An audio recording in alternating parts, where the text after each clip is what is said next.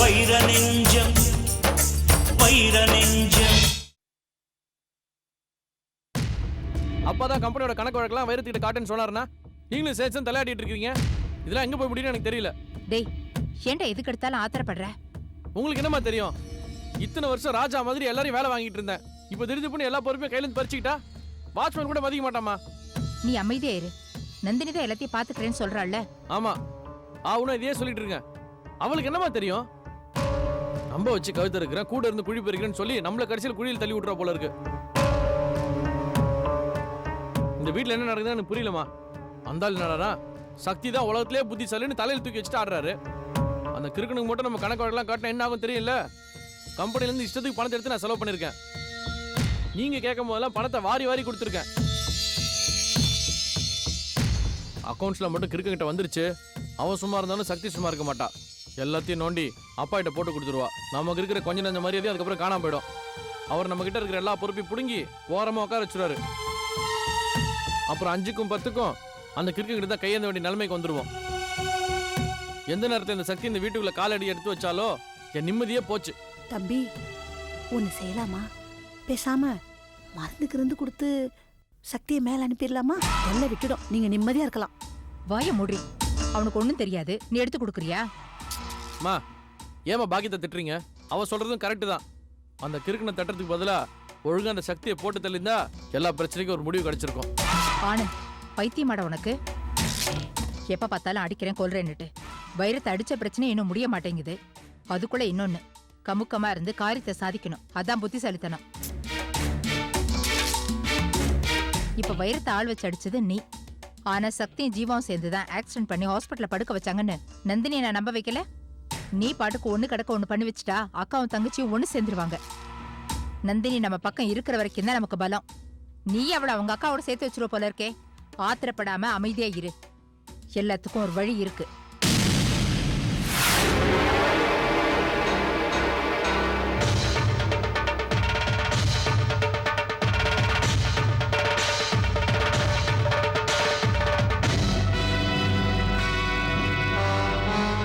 வாமா நந்தினி. என்னத்த என்ன பேசிட்டு இருந்தீங்க? அதான் நாங்க பேசுனதெல்லாம் கேட்டியா? அப்புறம் என்ன பாப்பா? ஒன்னும் சரியா கேக்கல. அதான் முழுசா என்னன்னு தெரிஞ்சுக்கலான்னு கேட்டேன். ஒண்ணு இல்ல நந்தினி, சும்மாதான் பேசிட்டு இருந்தோம். இல்லையே, ஏதோ சக்தி நந்தினின்னு காதுல விழுந்தது. அப்போ நாங்க பேசுனது எதுவுமே கேட்கல. நிஜமாவே ஒன்னும் கேக்கல பாக்யம். என்னை விட்டுட்டு என்ன ரகசியம் பேசுறீங்கன்னு தான் நான் கேக்குறேன்.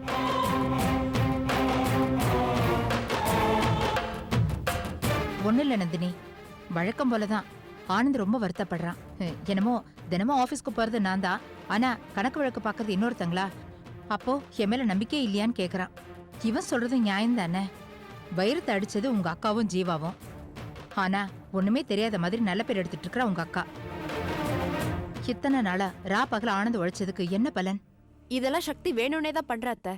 இல்ல தேவையில்லாம மாமா கிட்ட போய் அந்த மேனேஜரை வர சொல்லுங்க, கணக்கு வழக்கெல்லாம் பாக்கணும்னு சொல்வாளா? இப்பவே கம்பெனி விஷயம்லாம் தெரிஞ்சுக்கிட்டா தானே பின்னாடி சொத்தெல்லாம் சுருட்டுறதுக்கு வசதியா இருக்கும். நீ புரிஞ்சுக்கிட்ட சரி நந்தினி. இத பாருங்க, நீங்க எதை பத்தியும் வருத்தப்படாதீங்க. சக்திக்கு எப்படி பாடம் கத்து கொடுக்கறதுன்னு எனக்கு நல்லா தெரியும். நான் இருக்கிற வரைக்கும் உங்க கையில இருந்து எந்த பொறுப்பும் போகாது.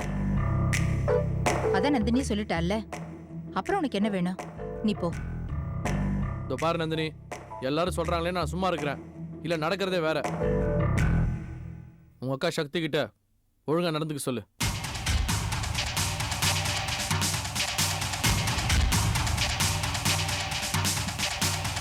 பாவம் என் புள்ள, அவன் மனசுக்குள்ள தவிக்கிறான்.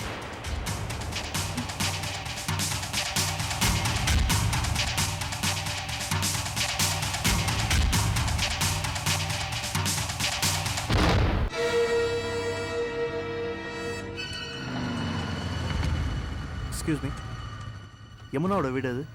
இதான் வீடு. நான் தான் யமுனா. அப்படியா? உங்க கூட கொஞ்சம் பேசணுமே. நீங்க? நான் வந்து விஜயோட மாமா, பேர் ஜீவா. உள்ள வாங்க.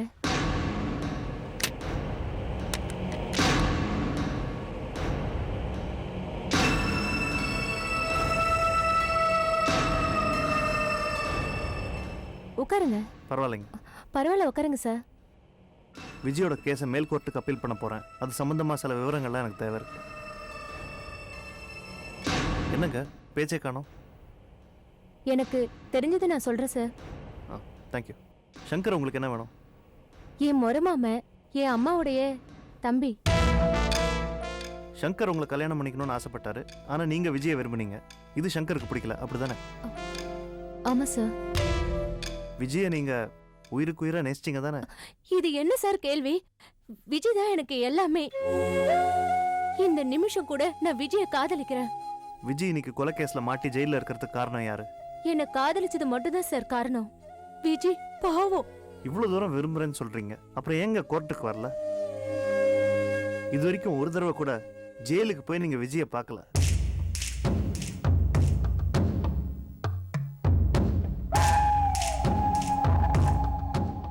சொல்லுங்க. பயம்தான் சார் காரணம். கோர்ட்டு போலீஸ் இதெல்லாம் நினைக்கும் போது இப்ப கூட எனக்கு பயமா இருக்கு. வேற ஒண்ணும் இல்ல சார், விஜய பார்க்கணும் போலதான் இருக்கு. சரிங்க சரிங்க, எமோஷனல் ஆகாதீங்க. சும்மா ஒரு பேச்சுக்கு தான் கேட்டேன். வீட்டில் யார் யாரெல்லாம் இருக்காங்க? இப்ப நான் மட்டும் தான் சார் இருக்கேன். அம்மா அப்பா வெளிநாட்டுல இருக்காங்க. எனக்கு துணையா ஒரு பெரியவர் சமையல் வேலைக்கும் வீட்டு வேலை செய்யறதுக்கு தான் இருக்காரு. சங்கருக்கு எதிரிங்க யாராவது இருக்காங்களா? தெரியல சார். சங்கரோட தங்கச்சி சுதா கிட்ட நீங்க பேசுறது உண்டா? பேசுவேன் சார். சரிங்க. விஜய் இந்த கொலையை பண்ணியிருக்க மாட்டான்னு நீங்க நம்புறீங்களா? கண்டிப்பா சார். சூழ்நிலை அதை நம்ப வச்சிடுச்சு. சரிங்க, நான் கிளம்புறேன். இது சம்மந்தமாக ஏதாவது விவரம் தெரிஞ்சா உடனே எனக்கு இன்ஃபார்ம் பண்ணுங்க, சரிங்களா?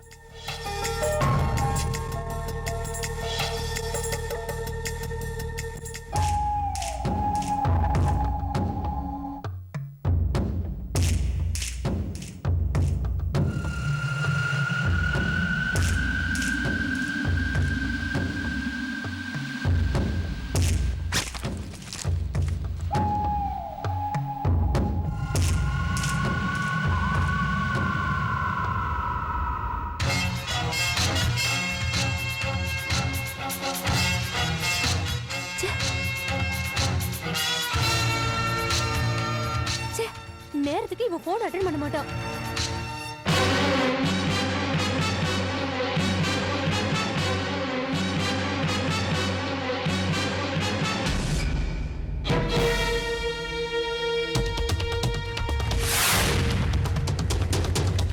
யாருக்கு ஃபோன் பண்ணா? இவ்வளோ அவசரமா எங்கே போகிறா?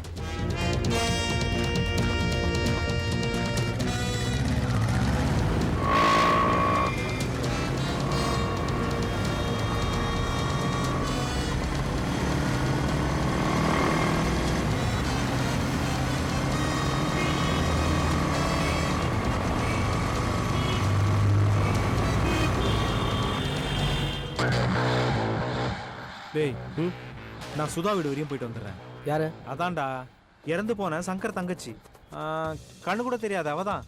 கொஞ்சம் பணம் தேவைப்படுது, போய் வாங்கிட்டு வந்துடுறேன். என்னடா சரியா? போ.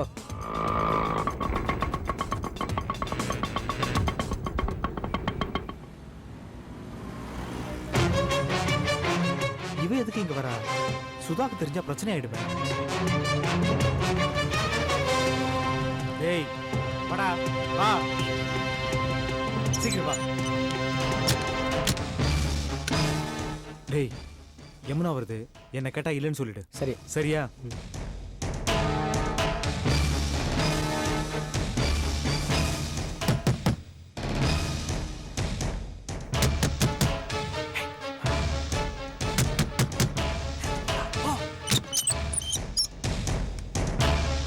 ராஜ்குமார் இருக்காரா?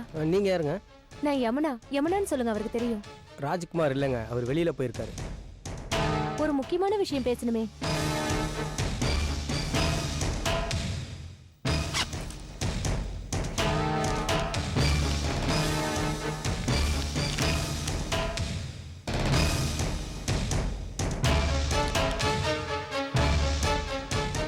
இது என்னோட ஃபோன் நம்பர். மறக்காம அவர்கிட்ட கொடுத்துருங்க. அவர்கிட்ட முக்கியமான விஷயம் பேசணும். சரிங்க.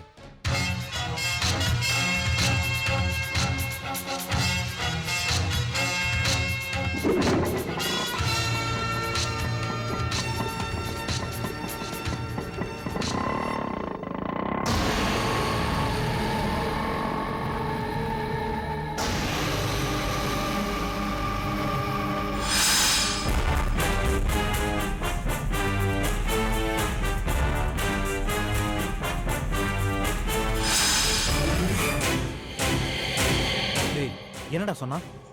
ஃபோன் நம்பர் கொடுத்துச்சு. ஆ. நீ வந்தா இந்த நம்பருக்கு உன்னை ஃபோன் பண்ண சொல்லிச்சு. போடா, நான் பார்த்துக்கிறேன்.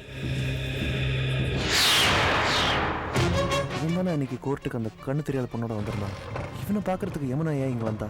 அதுவும் நான் யமுனா வீட்டில் போய் அவளை விசாரிச்சதுக்கு அப்புறம் இங்கே வந்திருக்கா. என்னமோ நடந்திருக்கு. இவனுக்கும் யமுனாக்கும் ஏதோ சம்மந்தம் இருக்கு.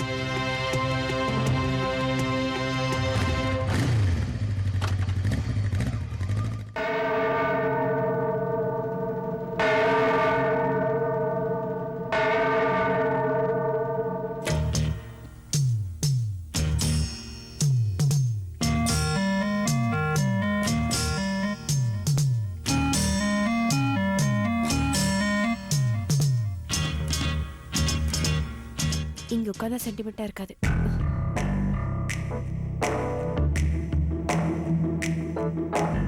என்ன இது? ரூம் இருட்டா இருக்கு.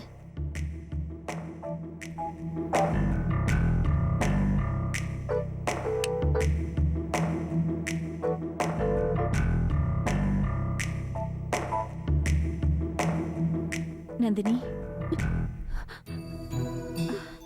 நந்தினி, ஏன் கண் கலங்குற? என்னாச்சு நந்தினி? அக்கா, உனக்கு ஞாபகம் இருக்கா? கல்யாணத்துக்கு முன்னாடி நம்ம வீட்ல இருக்கும் போதெல்லாம் அப்பா பாட்டி யார் திட்டினாலும் இந்த மாதிரிதான் உன் மடியில வந்து படுத்துப்ப. மறக்க முடியுமாடி? இது என் அக்கா இல்ல, அம்மான்னு சொல்லிட்டு ஓடி வந்து என் மடியில படுத்துப்ப. அதுக்கப்புறம் அப்பா ஆகட்டும் பாட்டி ஆகட்டும் உன்னை திட்டவே மாட்டாங்க. இப்ப நம்ம வீட்ல இருக்கிற மாதிரியே இருக்குக்கா.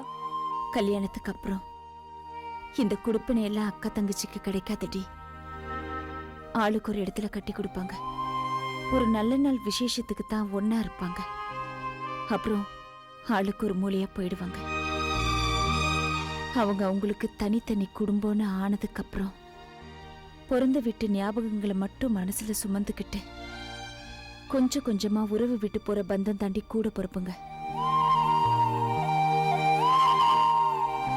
ஆனா நம்ம அப்படி இல்ல.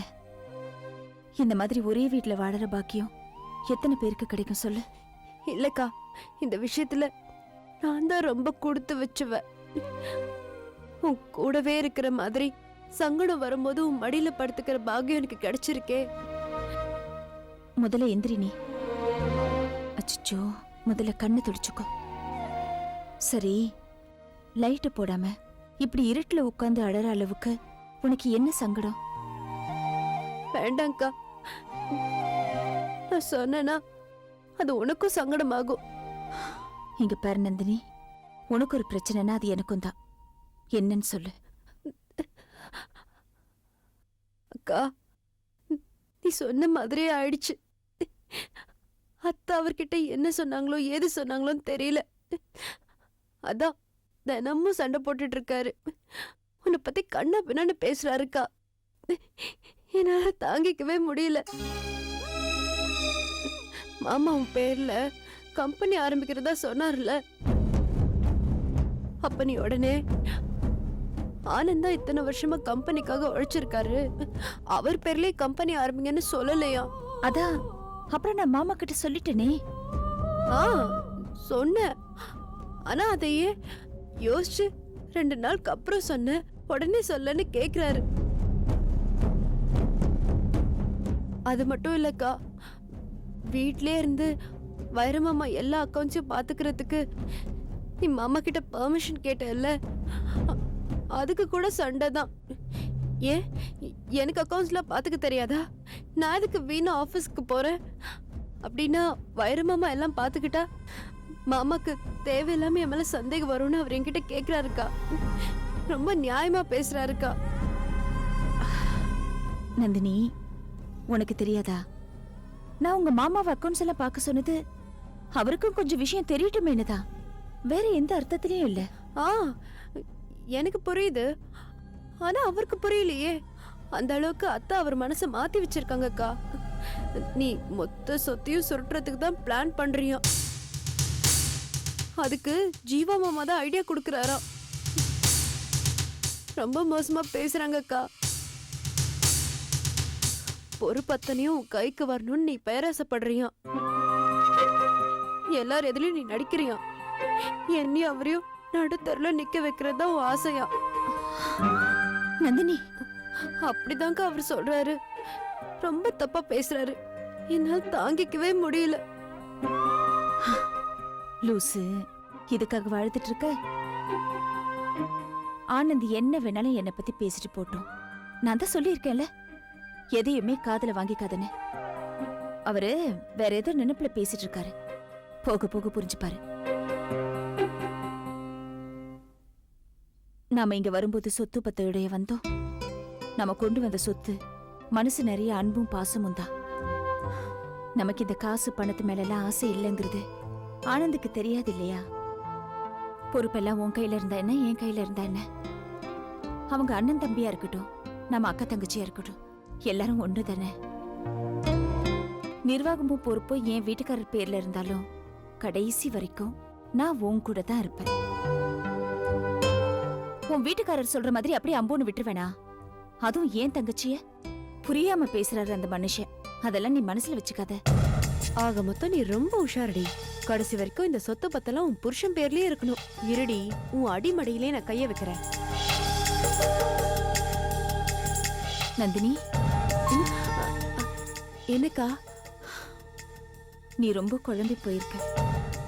ஒரு பக்கம் அக்கா, இன்னொரு பக்கம் புருஷன். நடுவுல மாட்டிட்டு சிக்கி தவிக்கிறல்ல? இல்லக்கா, அவர் உன்னை பத்தி ரொம்ப தப்பா பேசுறாரு. பணத்துக்காக தான் இப்படி நடிக்கிறேன்னு ரொம்ப கேவலமா பேசுறாருக்கா. அதான் என்னால் தாங்கிக்கவே முடியல. பொடி பைத்தியக்காரி, யார் என்ன வேணாலும் பேசிட்டு போட்டோம். இங்க பாரு, நம்ம 2 பேரும் நம்ம வீட்ல இருந்த மாதிரி, இப்ப இருக்கிற மாதிரி, இதே ஒற்றுமையோட பாசத்தோட சந்தோஷத்தோட இருப்போம். சரியா? எந்த ஒரு சூழ்நிலையிலையும் உன்னை கைவிட்டுற மாட்டேன். அப்ப சொத்துல ஒரு பகுதி கூட எங்களுக்கு தரமாட்டேன். உன்கிட்டயும் உன் புருஷன்கிட்டயும் கடைசி வரைக்கும் நானும் என் வீட்டுக்காரும் கை கட்டி வேலை பார்க்கணும். யார் யார்கிட்ட வேலை பார்க்கறதுன்னு இன்னும் கொஞ்ச நாள்ல நான் முடிவு பண்றேன்.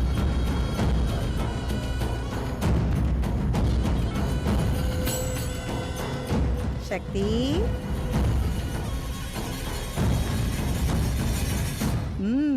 பாத்தியா வைரம், அக்காளையும் தங்கச்சியும் என் கண்ணே பற்றும் போல இருக்கு. மாமி, உங்களுக்கு ஒரு விஷயம் தெரியுமோ?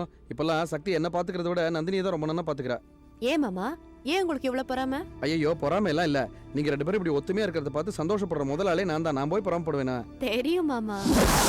வைத்தீஸ்வரி, எனக்கு ஒரு சந்தேகம். என்ன? இல்ல நந்தினி ஓம் பக்கமா இல்ல அவங்க அக்கா சக்தி பக்கமா? எதுக்கு சொல்றேன்னா, அவ நடவடிக்கையை பார்க்கும்போது சக்திக்கு சப்போர்ட் பண்ற மாதிரியே தெரியுது. ஏன்னா அத்தை, சக்தி முன்னாடி உங்களை திட்டுற மாதிரி திட்டுறேன்னு சொல்லிட்டு அவ உண்மையிலேயே அவங்க அக்கா சக்தி மேல பாசமா இருக்கான்னு நினைக்கிறேன். இது பாரு, அவ டபுள் கேம் ஆடுற மாதிரி தெரியுது. என் மனசுல பட்டதை சொல்லிட்ட. எதுக்கும் நாம கொஞ்சம் ஜாக்கிரதையா இருக்கிறது நல்லது. அவ்வளவுதான் நான் சொல்லுவேன். எனக்கு நினைச்சாலே திக்கு திக்கு திக்கு திக்குன்னு இருக்கு.